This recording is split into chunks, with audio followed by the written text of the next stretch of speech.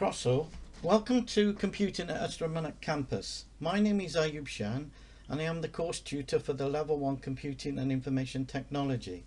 This course is for learners who enjoy computing and want to develop and improve their computer knowledge and skills. You'll be taught a various range of topics which are mentioned within this PowerPoint presentation.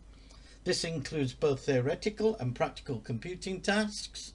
So please take the time to read through the various slides within this PowerPoint presentation. If you're interested in applying for this course, please do not forget to click on the Apply Now button, which you should find at the top of this course leaflet. Thank you.